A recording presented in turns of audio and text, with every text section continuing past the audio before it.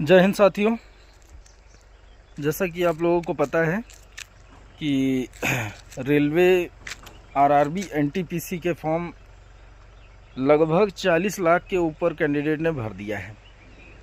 मतलब कंपटीशन तगड़ा हो रहा है, तो तैयारी आप लोग स्टार्ट कर दीजिए और अच्छे से पढ़िए।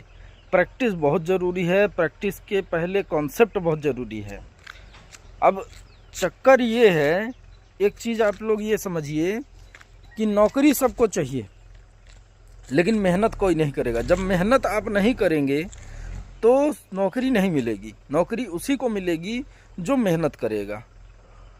तो यहाँ पर आप ये देखिए कि आरआरबी एनटीपीसी हो या आरआरबी एएलपी हो या आरआरबी टेक्नीशियन हो, रेलवे ने सबका सिलेबस डिफाइन कर रखा है और उस सिलेबस के अकॉर्डिंग जो पढ़ेगा, प्रैक्टिस करेगा, एमसीक्यू लगाएगा, पीवाईक्यू लगाएगा, उसका सिलेक्शन होगा।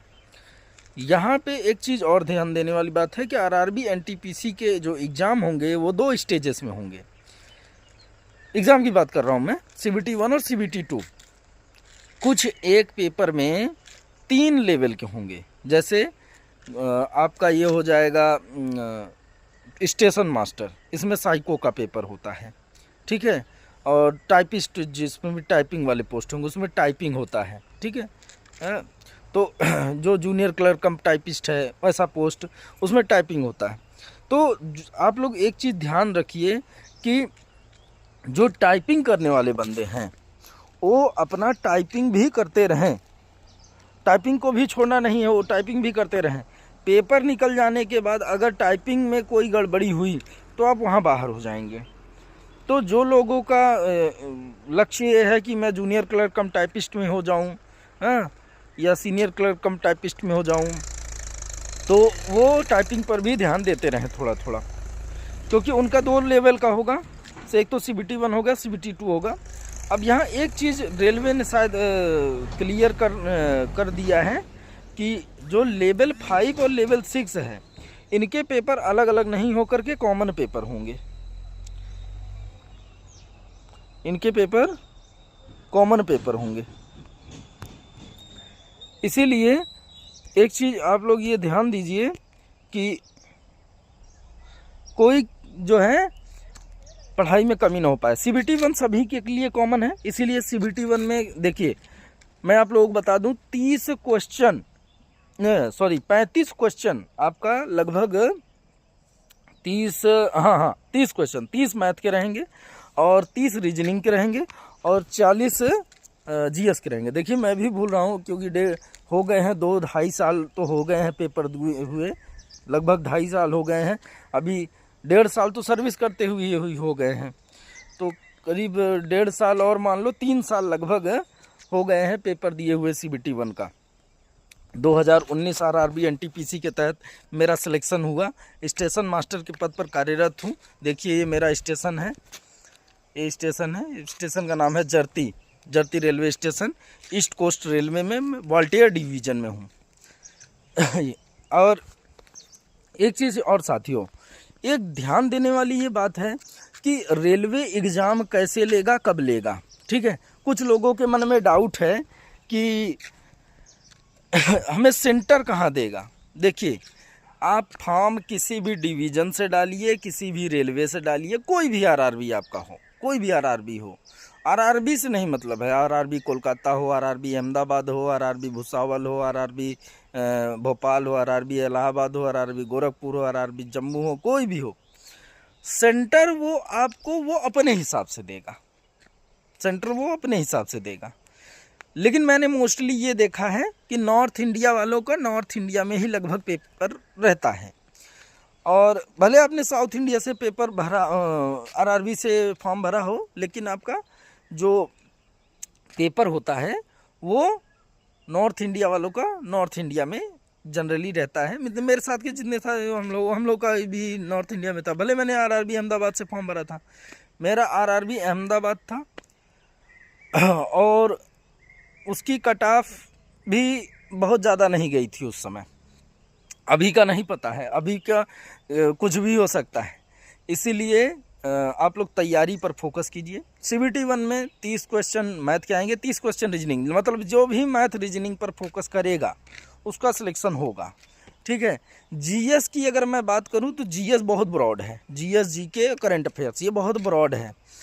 इसमें ये आप देखिए मैथ रीजनिंग अगर आपकी तैयार है तो आप एक चीज़ है कि आप बहुत प्लस पॉइंट में हो, मतलब आपको केवल उसका प्रैक्टिस करना है। GS GK पढ़ना पड़ेगा और उसका प्रैक्टिस भी करना पड़ेगा, डेली प्रैक्टिस करना पड़ेगा, डेली पढ़ना पड़ेगा, तब जाके होता है सिलेक्शन।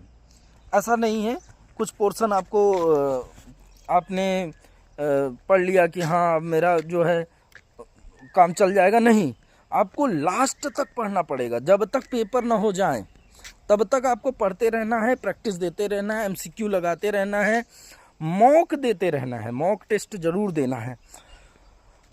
अब देखिए सबसे पहले आप लोग एक चीज़ समझिए कि उठा लीजिए सिलेबस, ठीक है।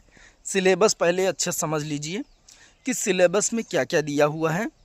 सिलेबस को अगर आप अच्छे से समझ ले रहे हैं कि उसमें क्या क्या है, जैसे मैं आपको बात करूं, सिलेबस में आप ले लीजिए, मैं कह रहा हूं मैथ का सिलेबस ले लीजिए, तो मैथ में देखिए कि मेंसुरेशन से क्वेश्चन कितने आ रहे हैं, अब देखिए कि अरिथमेटिकल पोर्शन से कितने क्वेश्चन आ रहे हैं, ज्योमेट्री से कितने आ रहे हैं, आपका इसमें से कितना क्वेश्चन पूछ रहा है, क्या कहते हैं ट्रिग्नोमेट्री से कितना क्वेश्चन पूछ रहा है, तो कैसे कैसे टाइप के क्वेश्चन पूछ रहे हैं, वो सब पूरा जो है आपको ध्यान देने वाली चीज़ें हैं। तो वो आप उसको आप पढ़िए, उसको रीजनिंग को भी कॉन्सेप्ट को समझिए। बहुत रेलवे का पेपर बहुत टफ नहीं होता है, लेकिन प्रैक्टिस मांगता है, प्रैक्टिस आपको ज़रूरी चीज़ होता है, कभी भी फंसा देगा कहीं भी। और GS में हिस्ट्री, ज्योग्राफी, पॉलिटी, इकोनॉमिक्स, फिर साइंस वाले पोर्शन में फिजिक्स, केमिस्ट्री, बायोलॉजी इसके क्वेश्चंस, फिर उसके बाद आपका करंट अफेयर्स। अच्छा, इन्वायरमेंट इकोलॉजी भी पूछता है, इन्वायरमेंट इकोलॉजी के भी क्वेश्चन उसमें रहते हैं। करंट अफेयर्स, तो करंट अफेयर्स जो है आपको ध्यान देने वाली बहुत चीज़ है। मोस्टली क्वेश्चन अगर देखा जाए तो करंट अफेयर्स से ही आ जाते हैं, 10-12 क्वेश्चन तो करंट अफेयर्स के ही हो जाएंगे। इसीलिए आप लोग पढ़ाई अच्छे से करें, तैयारी खूब बढ़िया करें, और आप लोगों का सिलेक्शन ज़रूर होगा, ज़रूर होगा, ज़रूर होगा। साइको के लिए भी आपको जानकारी मैं दूंगा, साइको कैसे देना है, क्योंकि साइको में लड़के वही फेल होते हैं जो ओवर कॉन्फिडेंस में होते हैं। जो भी ओवर कॉन्फिडेंस में रहेगा वो साइको में चला जाएगा, साइको फेल हो जाएगा, साइको पास नहीं कर पाएगा। साइको वही पास कर पाएगा जो साइको को उस तरीके से तैयारी करेगा, साइको को लाइटली नहीं लेगा। साइको बहुत टफ भी नहीं है, लेकिन साइको बहुत इजी भी नहीं है, ठीक है। चलिए, मैं आप लोगों को 2-3 चीज़ें जानकारी दे दिया हूँ। अगर आपको कोई भी और जानकारी चाहिए तो आप कमेंट बॉक्स में लिखेंगे, मैं उसकी जानकारी आपको दूंगा, प्रॉपर जानकारी दे दूंगा। डॉक्यूमेंट वेरिफिकेशन, मेडिकल से रिलेटेड जितने भी क्वेश्चन हैं वो सब की जानकारी मैं आप लोगों को दे दूंगा। तो इसके लिए आप लोग टेंशन ना लीजिए। सुबह सुबह ये देखिए नज़ारा है, सुबह सुबह कितना बढ़िया जो है यहाँ का क्लाइमेटिकल कंडीशन बहुत अच्छा है, बहुत स्वच्छ जगह है, बहुत कह सकते हैं कि यहाँ पोल्यूशन नहीं है, ये जगह पे पोल्यूशन बिल्कुल भी नहीं है।